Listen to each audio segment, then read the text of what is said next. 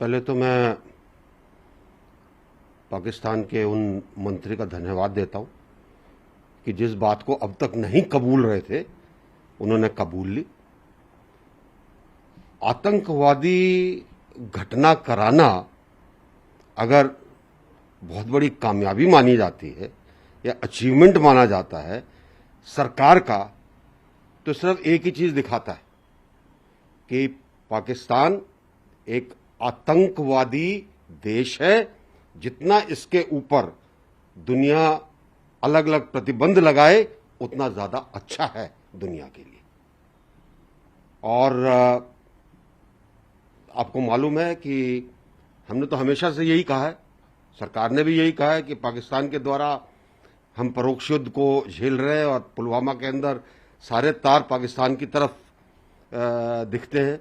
लेकिन भारत के अंदर बहुत से ऐसे पाकिस्तान प्रेमी भी हैं जो कि किसी समय सरकार में भी रहे, जो सोचते हैं कि पाकिस्तान की जितनी हिमायत की जाए उतना अच्छा है। आज शायद उनके मुंह पर भी एक अच्छा चांटा लगा। सर, आपने जो जिक्र किया, मैं और जब पुलवामा का हमला हुआ कुछ समय के बाद, चूंकि चुनाव भी होने थे, तो जो विपक्ष की कई पार्टियों ने सरकार की नीयत पर सवाल उठाया था और कुछ पार्टियों ने तो यहां तक कह दिया था कि सरकार जो है सैनिकों की शहादत को इस्तेमाल कर रही है चुनाव के लिए। कुछ लोगों ने तो यहां तक सवाल उठाया था, कुछ नेताओं ने, कि पुलवामा का जो हमला है कहीं वो भी प्लान तो नहीं है। देखिए, लोग कितने निकृष्ट हो सकते हैं ये उनके बयानों ने आपको बता दिया।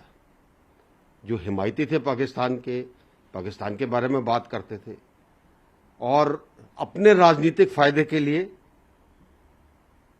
बिना ये सोचे कि उसका क्या दुनिया के अंदर असर होगा, ये कहना कि सरकार ने ही कराया होगा।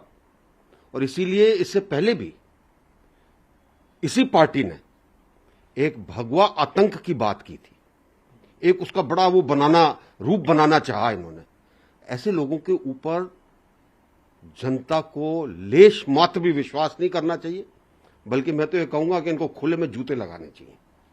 सर, जो पाकिस्तान स्वीकार किया है कि पुलवामा में हमला कराया, एक बात हमेशा से उठती रही है, हिंदुस्तान का एक हमेशा से नजरिया रहा है कि वहां पर आतंकवादी जो संगठन है उनकी पुष्टपनाही होती है, उनको सपोर्ट मिलता है।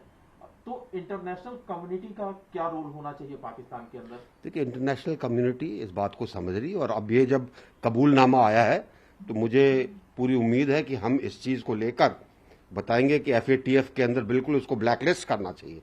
अभी वो ग्रे लिस्ट में, पर इसको ब्लैकलिस्ट करना चाहिए। इसको कोई किसी भी तरह की मदद कहीं से ना मिले, ताकि इनके लोगों को पता चले कि आतंकवाद का समर्थन करने वाला देश बिल्कुल दुनिया से अलग थलग हो जाए। सर, एक आखिरी सवाल है सर, बस इमरान तरह से अभी वहां पर घिरी हुई है पाकिस्तान की जितनी अपोजिशन पार्टियां हैं, उनके खिलाफ मोर्चा खोले हुए हैं, गृह युद्ध की आशंका है।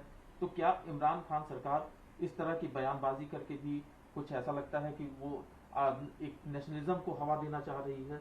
देखिए, ऐसा है कि पाकिस्तान के अंदर जो कुछ होता है उसके पीछे उनकी सेना का बहुत बड़ा हाथ होता है। अगर आतंकवाद आज पनप रहा है और वो हमारे साथ परोक्ष युद्ध कश्मीर को लेकर कर रहे हैं, वो सिर्फ इसलिए कि उससे पाकिस्तानी सेना का अस्तित्व कायम रहता है। उनको जो पावर मिली हुई है वो उनको मिलती रहती है। वो सबको डराते हैं कि अरे पता नहीं क्या हो जाएगा। और इसलिए लोग बाग कहते हैं कि हर देश के पास सेना होती है, लेकिन पाकिस्तानी सेना के पास देश है। तो ये मैं नहीं सोचता कि पाकिस्तान सरकार लोगों को बहला फुसला रही है ये कहकर, बल्कि लोगों को बता रही है कि कितने निकम्मे हैं। लेकिन हमारी सेना सर कहां खड़ी है जब अपोजिशन की पार्टियां जो है सेना तक पर सवाल उठाती हैं? जो चीन, जिस तरह से चीन का इंकर्शन हुआ या चीन के साथ जिस तरह से झड़प हुई, उस पर तक सवाल उठाए जाते हैं, सरकार से लेकर के सेना तक पर सवाल उठ जाते हैं। ऐसा है कि जब लोग अपने देश की जगह दूसरे देश के साथ प्रेम दिखाते हैं तो माथा ठनकना चाहिए कि इसके पीछे क्या है। क्या सब राजनीति है या कुछ और भी है? कहीं इनको भी वहां से कुछ पैसा तो नहीं मिल रहा ऐसे लोगों को? ये सब जांच के विषय है और मुझे आशा है कि गृह मंत्रालय इस चीज को सोचेगा इसके बारे में, क्योंकि ऐसे लोग जो कि देश के हिमायती नहीं है, अपने आप को भारतीय कहते हुए भारत की बदनामी करने पर तुले हुए हैं, ऐसे लोगों की जांच अवश्य होनी चाहिए।